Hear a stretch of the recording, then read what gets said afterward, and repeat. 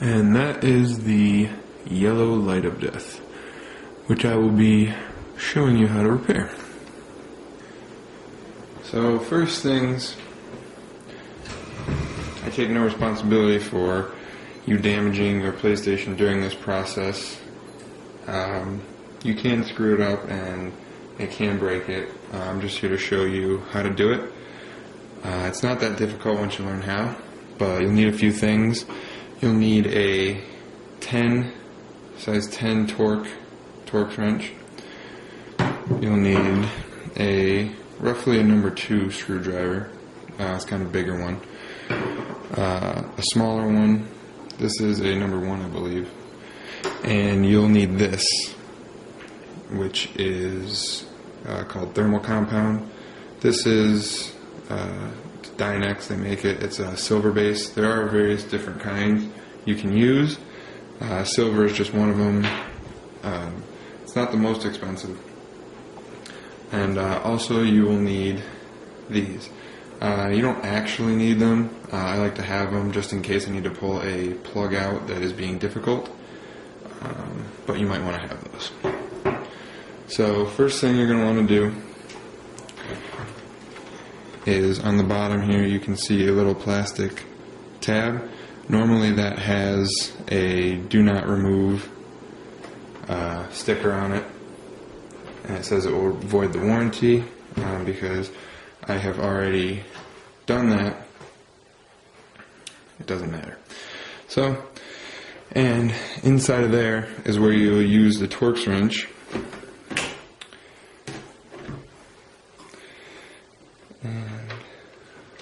And as you can see,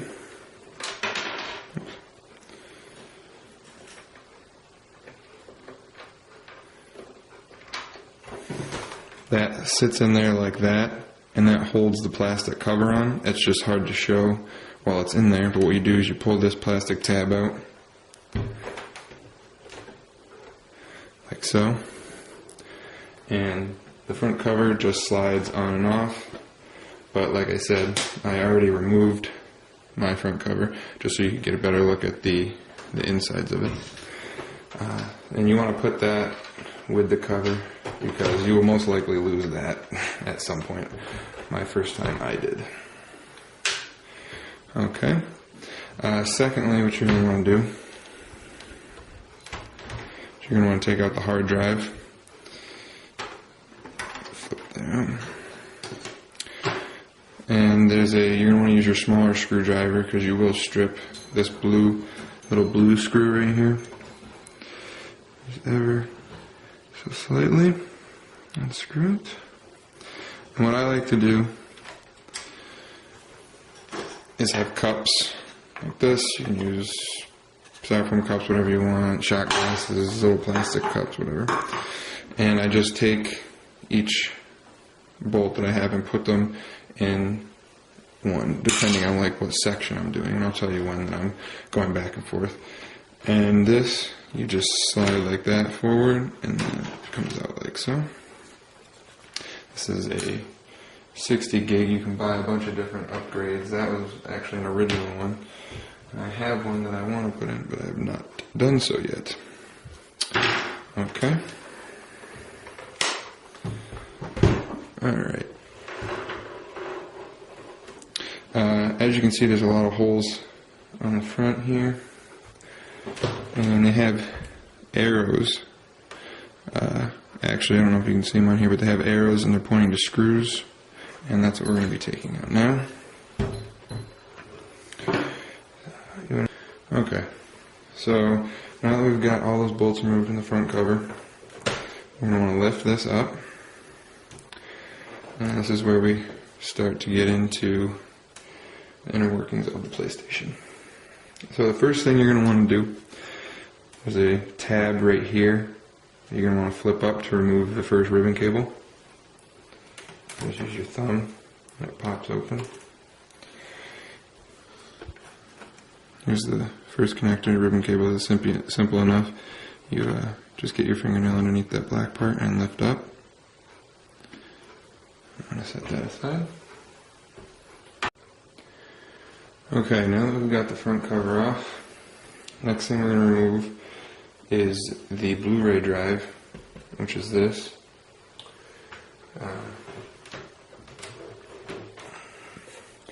It clips in, so what you're going to want to do is you're just going to want to pull evenly across this. Very, very careful though, because once it pops up, you got a ribbon cable right here. Now what you're going to want to do is you're going to want to remove this ribbon cable the same way that you removed the very first ribbon cable, by simply pulling up on the tab. I, however, have to remove this ribbon cable because unfortunately I broke this when I have previously repaired it. So remember, you want to do this one. Unfortunately, I have to do this one. And there you go. And then right here you can see is the power supply to it. It is still attached. You can kind of wiggle it out of there. Set that aside. Next, what you're going to want to remove is the PlayStation power supply. Obviously, you're doing this all while the system is unplugged. You never want to tamper with electronics. When it's plugged in, just a bad idea. You can get yourself seriously injured. So, as you can see here, there's another clip that you're going to have to pull out, and also one right here. Get that a little closer. There's the one clip, and there is the other. I like to use the needle nose pliers on this one because it can be kind of a pain in the butt. And you're also going to have 6 screws. There's one there, one there, one there. There's one there, and then here's the 6th screw. That is a ground. I'll make sure to mention that again. But now that I'm pulling more screws out, I'm going to want to move to a second empty cup. So let's get these plugs out.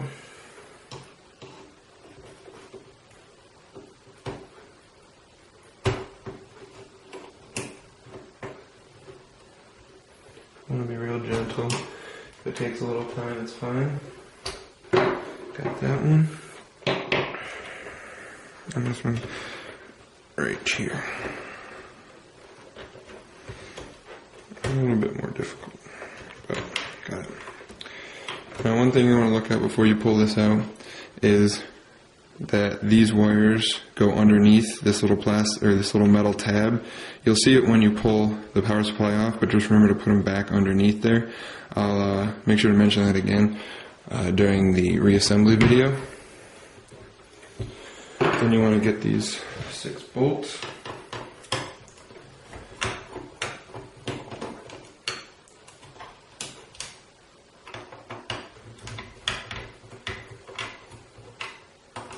You may want to get a magnetic screwdriver. Unfortunately, I did not have one available to me, but it helps a lot with getting the bolts out. Or you have to use your needle nose pliers. Like I said, I'm starting on my 2nd cup of bolts. You don't have to, like I said. I feel like it helps a little bit, makes it a little less confusing when you're putting it together.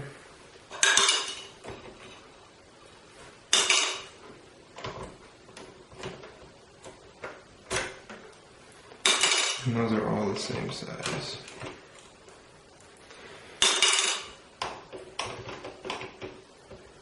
Oops.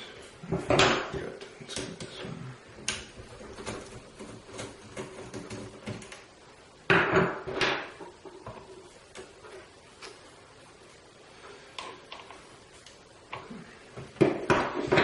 Here you can see the ground bolt. It's got a couple washers on it. Mine's a little metallic-y colored, kind of different than the rest of them. And then this just lifts up. And again, you can see that there's a plug in the bottom that plugs in onto here. Just remember which way they go on. It's pretty simple. Set that aside. Next, what you're going to want to move is the antenna, Bluetooth or for wireless. I'm not exactly sure, but it's here, and then you follow this cable, and there's a little bit there. So I'll remove those screws.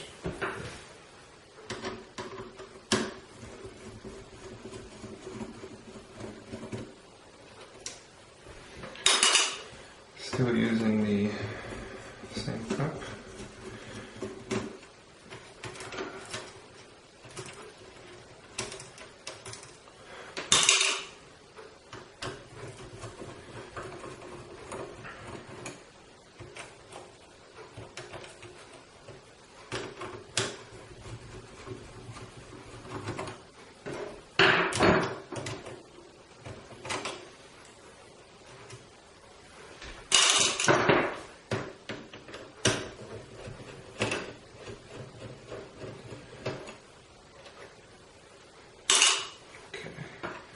Until this off like that, and then this whole unit comes up, and there's a ribbon cable here and on the bottom side that you're going to want to pay attention to.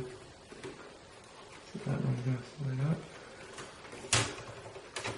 like so, and this one, same thing. Set that aside. Okay, next we're going to move the power on and eject buttons, which are right here. It's a total of 4 bolts. One here, one here, one here, and one here.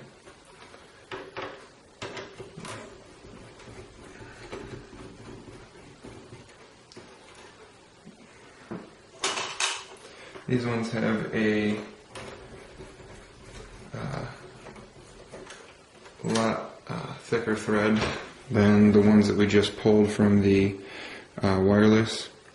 I don't know if you can tell there, but the ones that the wireless and the power supply use, I have a lot finer thread on them.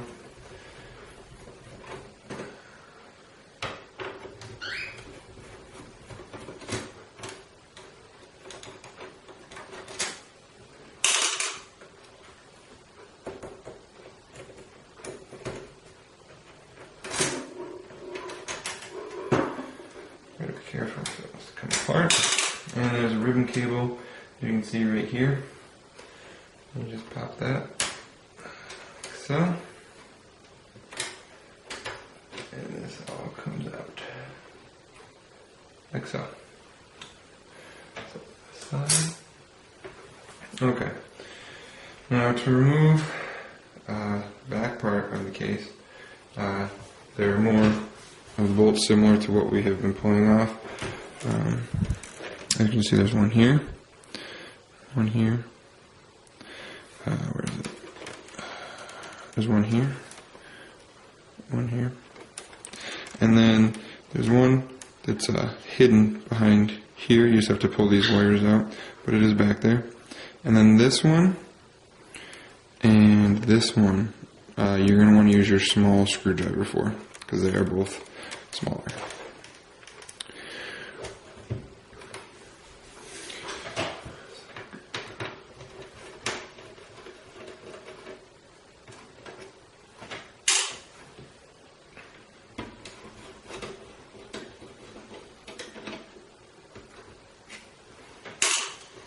Okay.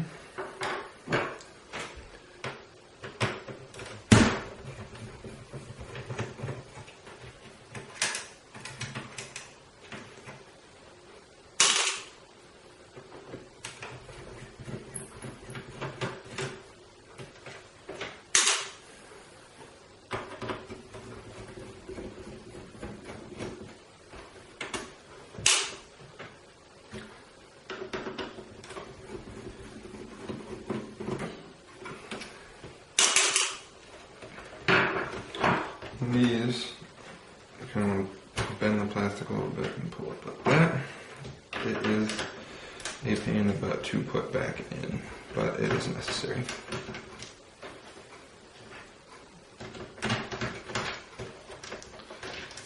And as you can see, the one beneath the power supply is slightly longer. I'm sorry, not the power supply, but the power supply cables.